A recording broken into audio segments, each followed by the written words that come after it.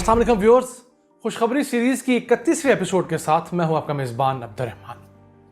आज मेरे पास आपको देने के लिए 4 खुशखबरियां हैं, जिसमें से पहली खुशखबरी 2 करोड़ अफराद के लिए है जो पाकिस्तानी हैं। जी हाँ, वो 2 करोड़ अफराद जो कि पाकिस्तान में गुर्दों के अमराज में मुब्तला हैं, उनके लिए एक अच्छी नवीद आई है कि एक पाकिस्तानी कंपनी ने गुर्दों की लिए डायलिसिस मशीन तैयार कर ली है। अब इस डायलिसिस मशीन की एक ख़ासियत ये है कि ये ना तो खून इस्तेमाल करती है और ना ही इसके अंदर कोई तकलीफ दे अमल शामिल है। ये बग़ैर खून के और तकलीफ़ के डायलिसिस मशीन है जो कि एक नई टेक्नोलॉजी पर मुनहसर है, जिसे ऑटोमेटेड पेरिटोनियल डायलिसिस मशीन कहा जाता है। इस मशीन के ज़रिए पेट के अंदर एक छोटे से सुराख के ज़रिए एक फ्लूइड डाला जाता है और उसी को निकाल कर दोबारा रिफ़िल किया जाता है, जिससे तकलीफ़ ना होने के बराबर होती है। चूँकि इसमें खून शामिल नहीं होता, इसलिए ये एक मरीज़ से दूसरे मरीज़ को हेपेटाइटिस जैसी मोहलिक अमराज और HIV जैसी अमराज लगने से बचाती है।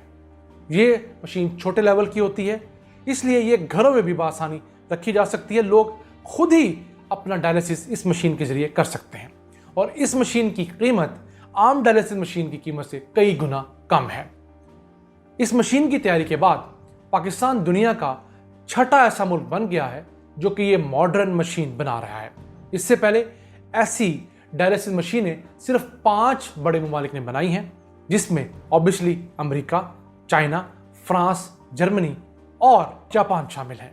याद रहे, पाकिस्तान दुनिया में गुर्दों की बीमारी में मुब्तला अफराद की आबादी के लिहाज से 8वां बड़ा मुल्क है।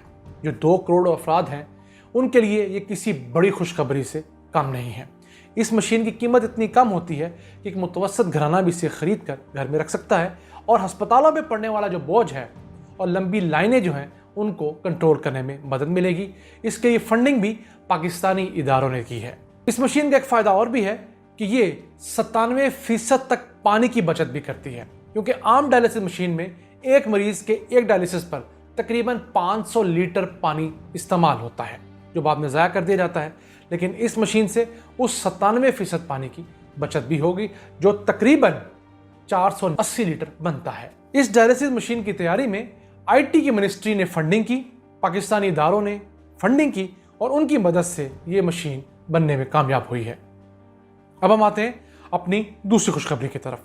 पाकिस्तान ने गुज़िश्ता दिनों एक दूसरी वेंटिलेटर बनाने वाली कंपनी को वेंटिलेटर बनाने की इजाज़त दे दी है। याद रहे, पाकिस्तान अब दुनिया के 10 बड़े उन ममालिक में शुमार होता है जो कि वेंटिलेटर्स खुद बना रहे हैं।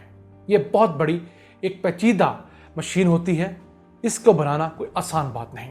अब पाकिस्तान भी टेक्नोलॉजी के मैदान में जो बढ़ते ममालिक हैं उनमें शुमार हो रहा है। पाकिस्तान ने जून के माह में अपना पहला वेंटिलेटर बनाया था। अब दूसरी कंपनी को इजाज़त मिली है, जबकि एक तीसरा कंपनी भी वेंटिलेटर बनाकर अपनी इजाज़त की मुंतज़िर है। अब पाकिस्तान के अंदर वेंटिलेटर्स की ना सिर्फ तादाद बढ़ रही है, बल्कि उनको ऑपरेट करने वाले भी बढ़ रहे हैं। इस मैदान में पाकिस्तान को इतना बुरा भी नहीं था। बांग्लादेश, जो कि खुद को बहुत तरक्की याफ्ता कहता है, उसके अंदर एक वेंटिलेटर मशीन 3,40,000 अफराद के लिए है, जबकि पाकिस्तान में वही तादाद 86,000 है। यानी 86,000 अफराद के लिए एक वेंटिलेटर मशीन थी। इस वक्त भी पाकिस्तान में 2,000 वेंटिलेटर्स मौजूद हैं जो कि कोरोना के पेशेंट के लिए मुख्तस किए गए हैं, जबकि बांग्लादेश के अंदर टोटल 700 वेंटिलेटर्स हैं। इस हिसाब से पाकिस्तान दुनिया के कई ममालिक से आगे जा रहा है। अब बढ़ते हैं तीसरी खुशखबरी की तरफ। तो वो एक MOU है जो ministry of science and technology और CDA यानी कैपिटल डेवलपमेंट अथॉरिटी के दरमियान साइन किया गया, जिसके तहत CDA की हदूद में इस्लामाबाद के अंदर इलेक्ट्रिक बसें चलेंगी। पहले मरहले में 30 बसें इंपोर्ट की जाएंगी। उसके ज़रिए सालाना 51 करोड़ रुपए के डीजल की बचत होगी। उसी के साथ साथ ये इलेक्ट्रिक बसें आहिस्ता आहिस्ता अगले 3 से 5 साल में इस्लामाबाद को एशिया का पहला शहर बना देंगी जो मुकम्मल तौर पर इलेक्ट्रिक बसों पर चल रहा होगा। इसका फ़ायदा क्या होगा? दुनिया भर में जो हवाई माहौलियाती पोल्यूशन है, उसमें 25% हिस्सा हमारी ट्रांसपोर्ट का है। उसके अंदर बसेस एक बड़ा हिस्सा है। अगर हम बसेस को इलेक्ट्रिक के ऊपर शिफ्ट करते हैं तो हम इसके अंदर, इस पोल्यूशन के अंदर जो कंट्रीब्यूशन है, उसको बहुत कम करने में कामयाब हो जाएंगे। अब हम जिक्र करते हैं आज की चौथी खुशखबरी का। तो वो है हुकूमत पंजाब की तरफ से اس اعلان کے ساتھ کہ میٹرو ٹرین جو ہے اورنج لائن اس کا آغاز 26 اکتوبر سے کیا جائے گا اسی سال، اور اس کا کرایہ 40 روپے رکھا گیا ہے۔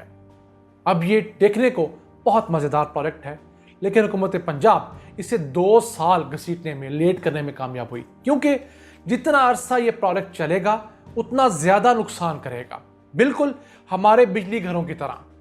کیوں؟ ہماری بجلی جو ہے وہ اوسطاً 17 روپے کی پڑتی ہے اور بکتی جو ہے وہ 14 روپے کی اوسطاً ہے۔ تو اس حساب سے دیکھا جائے تو 3 روپے کے ہر یونٹ کے اوپر، ہر یونٹ حکومت 3 روپے پلے سے ڈال کے دیتی ہے، اپنی جیب سے دے رہی ہے۔ اسی طرح اس کا بھی ایک جو روپیہ ہے، ایک ٹکٹ جو ہے اس کی، وہ تقریباً 250 روپے میں پڑے گی، جس میں صرف 40 روپے ریاست حکومت عوام سے لے گی، جبکہ تقریباً 200 روپے حکومت جیب سے ڈالے گی۔ یہ کتنا بڑا ظلم گزشتہ شہباز شریف حکومت جاتے کر گئی، جس کا جتنا ذکر کیا جائے وہ کم ہے۔ اتنے بڑے سفید ہاتھی کا متحمل لاہور شہر نہیں ہو سکتا کہ جس کے اندر گزشتہ 25 سالوں کے دوران کوئی ایک بڑا ہاسپٹل مکمل نہیں بن سکا۔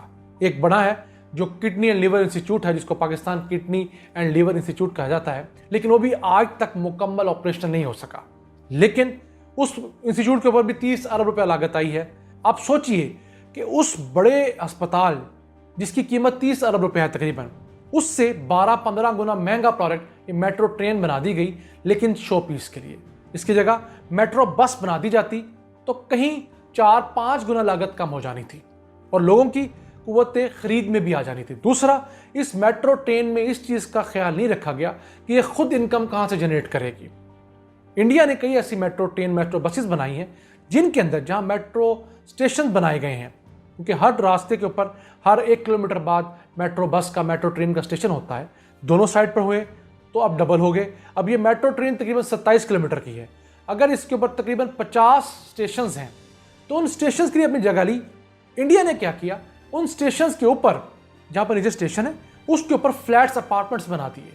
اب حکومت کو نہ صرف ان اپارٹمنٹ سے پیسے آ رہے ہیں، بلکہ نیچے والی دکانیں جو ہیں ان کو رینٹ آؤٹ کر کے، ان کو لیز پر دے کر حکومت اپنا خسارہ پورا کر رہی ہے۔ لیکن ہمارے ہاں چونکہ صرف پروجیکٹ بنا کر ووٹ لینے کی امید تھی تو وہ کیا گیا، لیکن اللہ نے وہ ووٹ بھی نون لیگ کے حصے میں نہیں ڈالے۔